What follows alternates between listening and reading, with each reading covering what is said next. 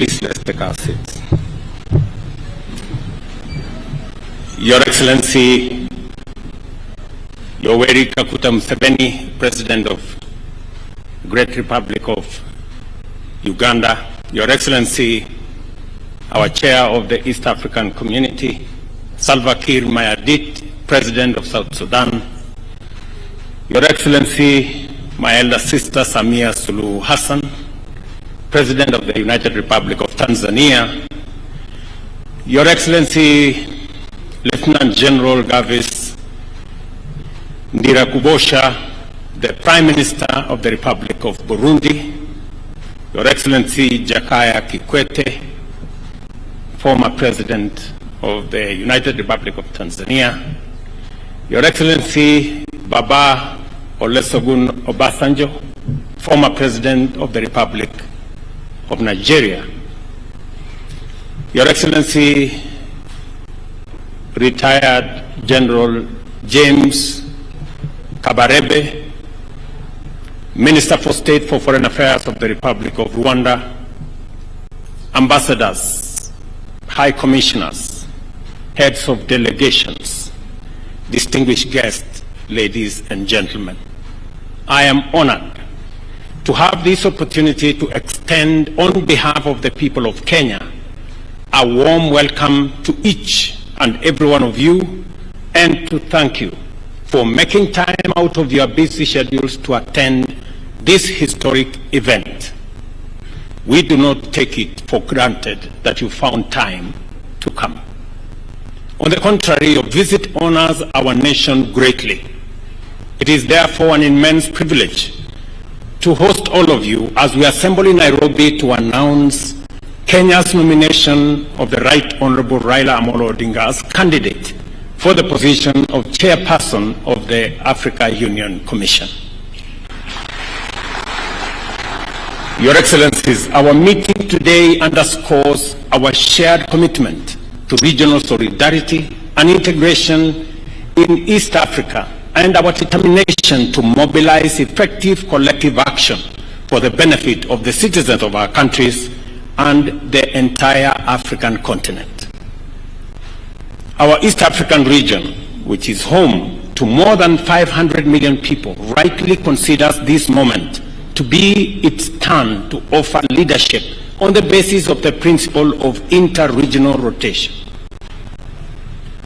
I am encouraged by the fact that more than ever, our region's leadership is alive to the complexity and dynamism of the challenges which form the regional and broader international context of our Pan-African moment.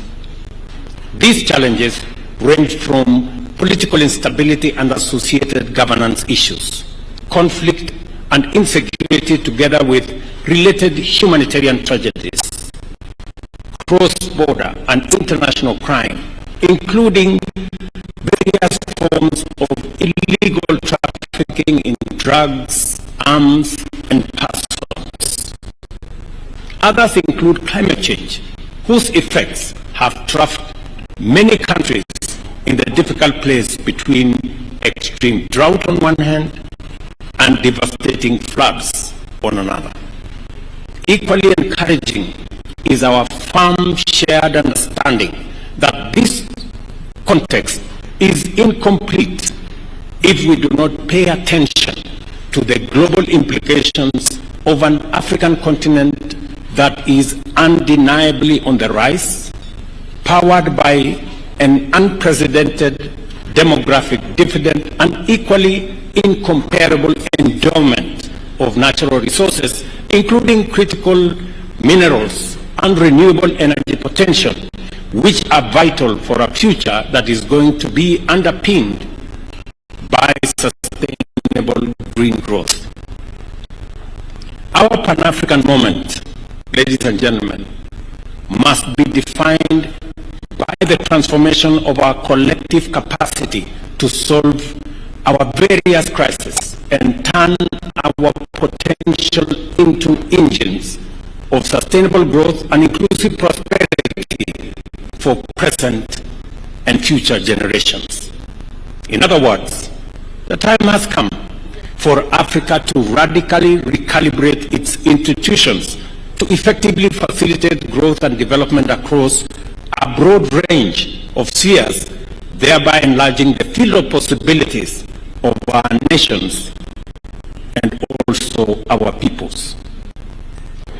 To seize this moment, we need an African Union that can coordinate, oversee, and drive important continental agenda in a manner that brings Agenda 2063 onto the fastest delivery track. This will be an AU that is empowered with adequate diplomatic, security, governance, financial, technological, and even ecological leadership, and a management capacity to steer us rapidly beyond the sustainable development goals to Africa that we all want for the benefit of every nation and every African citizen. The feeling that Africa is ripe for this historic moment of radical transformation is shared by all our people and all our friends. Nothing stops us from moving into the necessary gear to claim our destiny, and this is why institutional reforms at the African Union are fundamentally essential. This understanding of the monumental possibilities before us and the urgency of our historic moment was underscored here in Nairobi when, at the close of the inaugural Africa Climate Summit, the continent's leaders announced a new transformative agenda under the Africa Leaders Nairobi Declaration on Climate Change and call to action. Among many significant pronouncements, the Nairobi Declaration emphasized the imperative of just, inclusive, equitable, and fair multilateral institutional architecture as a fundamental prerequisite for us to transform our immense potential into inclusive opportunities and sustainable prosperity for all of us. Fellow African leaders agreed at the summit that this would be by enabling our continent to industrialize for the world, while also decarbonizing it using our abundant human, mineral, energy, and natural resources. The Honorable Raila Odinga has spoken extensively on the same. To actualize this ambition, the transformation must begin here at home, in our continental institutions. Africa must aim at greater self-reliance and a more pronounced role in global governance. For this to happen, reliable and predictable resources to implement the Africa Union goals of sustainable development and deeper integration are necessary. To this end, I want to promise Kenya is firmly committed to upholding the Kigali decision and will remain a strong contributor to the AU budget as a pioneer in implementing the 0.2% levy on eligible imports. The evolving global landscape requires us to discard outdated principles, practices, and institutional arrangements in order to embrace new opportunities. It is a fact that our continent is now a significant global player, and we must leverage this enhanced profile to our advantage. The success of our transformation will be measured in terms of the relevance and effectiveness of our policies in transforming Africa from the ground up. Moreover, to give all our people and nations a fair chance to seize emerging opportunities, the task of addressing the persistent problems of state fragility and forgotten conflicts while boosting humanitarian efforts must further escalate significantly as a critical priority for all of us. Accordingly, Kenya has committed significant resources to processes aimed at achievement of peace and stability in our region, including in Sudan and also in Somalia. The complicated challenges arising from the prevailing geopolitical environment, including the impacts of war in Middle East and Eastern Europe, and the growing threats to cybersecurity at a time when humanity is increasingly reliant on technology and connectivity, which have intensified the dynamism and complexity of the operating environment of our institutions and require a flexible approach to technology and security. These are interventions that require leadership. Our commitment to strengthening multilateralism from regional to global levels remain steadfast. Kenya has already stepped up to enhance its contribution to Africa's development by championing institutional reform at the African Union. We believe that offering a highly qualified, experienced, and competent candidate to lead the African Union Commission is perfectly consistent with our commitment to the transformation of our continent through our institution of Pan-African unity. The Honorable Raila Odinga is a celebrated statesman whose longevity in leadership has been sustained by an unrelenting devotion to democratic change as the foundation of sustainable freedom and prosperity. Kenya has benefited from progress both on the broad stage of national governance as well as the evolution of specific sectors that are attributable to reforms championed by the patriotic league of indomitable visionaries, among them the Honorable Raila Odinga. I want to say the Honorable Raila Odinga possesses the professional capacity and experience, a proven track record of transformative leadership, and a wide experience of accomplishments at the national and regional levels. Furthermore, the Honorable Raila Odinga enjoys a sterling reputation as a zealous Pan-African who has consistently demonstrated a strong faith in Africa's possibilities and exemplary commitment to the cause of laying a robust foundation for Africa's transformation in our time. Therefore, Excellencies, ladies and gentlemen, I know that Honorable Raila not only possesses the requisite credentials, but he is also the ideal candidate to lead the Africa Union Commission.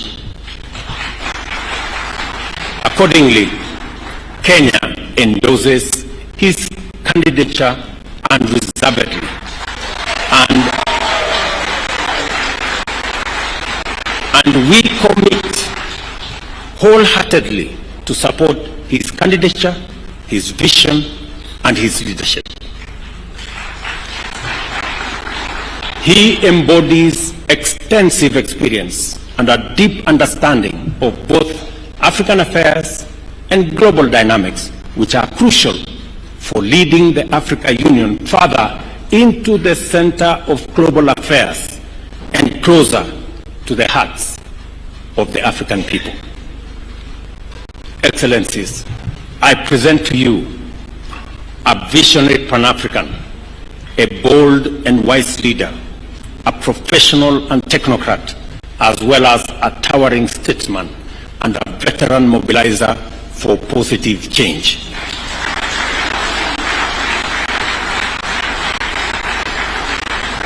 I am confident that he will give his utmost and do all it takes to make Africa proud and Africa powerful. I think the lion story is apt.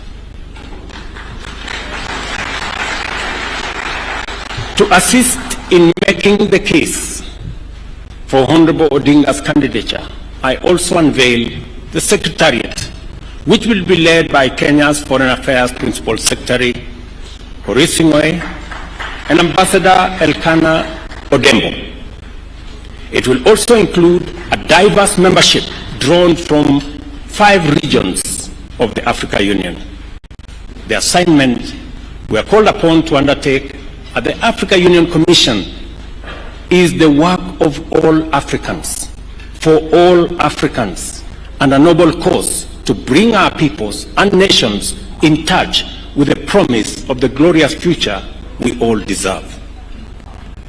A new chapter in our common journey has begun.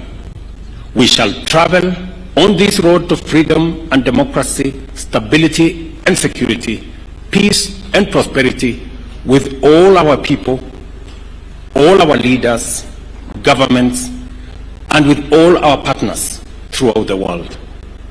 Now, I'm happy that the global community is represented here by our ambassadors. We take this assignment very seriously, and we have entrusted it to our most capable steward. On behalf of the people of Kenya, I wish the Honorable Raila Odinga success as he makes his case to be elected as the chairperson of Africa Union Commission. I am highly indebted to each and every one of you, heads of state, leaders of delegation, and friends, for taking part in this historic event for Kenya, for East Africa, and it's my prayer that the Honorable Raila Odinga will be elected the chair of the Africa Union Commission. Thank you very much. God bless you. God bless our East African region, and God bless our continent, Africa. Now it's my